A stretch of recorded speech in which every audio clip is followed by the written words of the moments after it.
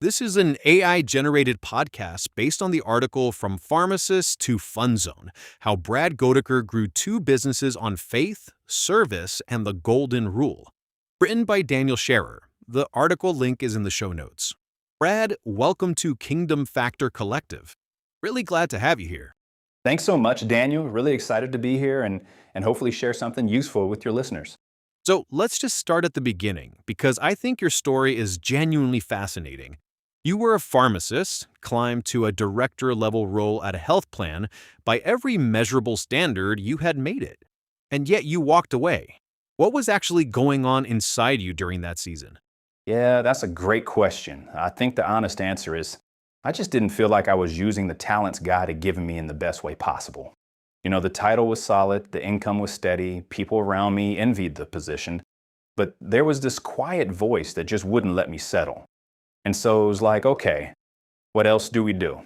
That whole process took a lot of risk, a lot of faith, a lot of prayer to decide, okay, we're going to leave this comfort we've created and try this new thing.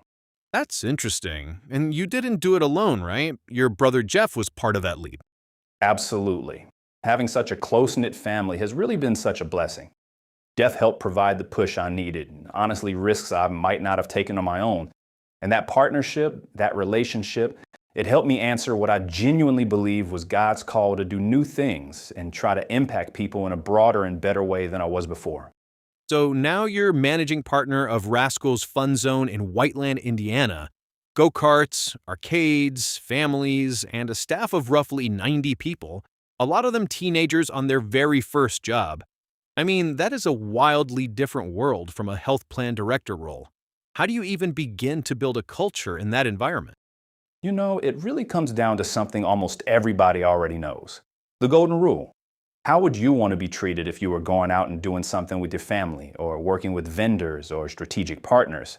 Let's make sure we're treating them exactly the way we would hope to be treated in the best possible scenario.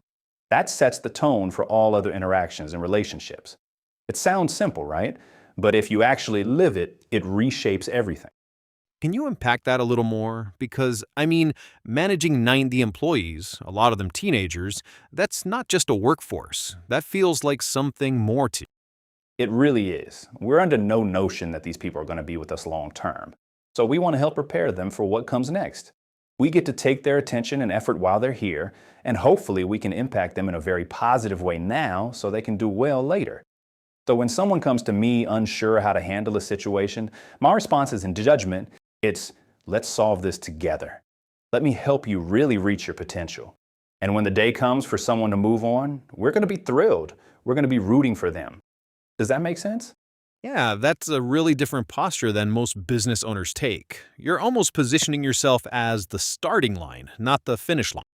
Exactly. And I think that's a theology of stewardship, right? These people are entrusted to you for a season. And what you do with that season, that matters eternally. That's not just good HR, that's something deeper. I love that. Okay, let's talk about your own personal rhythms, because I think this is where a lot of leaders either win or lose. You attend Mass weekly, and you've said you can actually tell when you miss it. What does that look like practically? Yeah, I can tell when I don't go. You didn't have that time with God to kind of reset yourself and your mindset. And then you're just not as patient. You're not as quick to accept bad news. So I make it non-negotiable, even while traveling, even when it complicates logistics.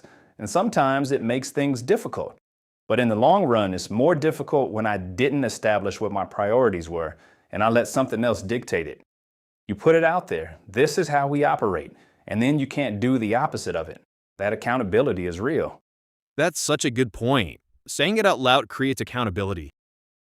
So for the leader who's listening right now, maybe early in this journey of integrating faith and work, what would you tell them? Like the honest version, not the polished version. The honest version is the intention to lead from faith is real. But then the day starts, the inbox fills, and that intention quietly steps aside. I know because it happens to me. You have to renew that thought every day. Make some goals, try to hold yourself accountable, know you're going to fall short, and then try again. It is not easy. God is right there to show us and tell us, and sometimes we're just not looking that way. Stay humble. Look inward when things go wrong. Ask for direction and remain open to following it. I certainly don't have all the answers. Brad, this has been really good.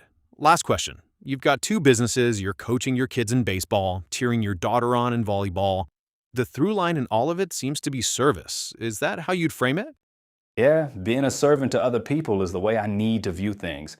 And so far, I think it's treated me right. Not as a strategy, as a calling. That's really what it comes down to. That's a great place to land. Brad, thank you so much for your time and for being so open about all of this. For everyone listening, the full article is linked in the show notes. Go read it, it's worth your time. And we'll see you on the next episode of Kingdom Factor Collective.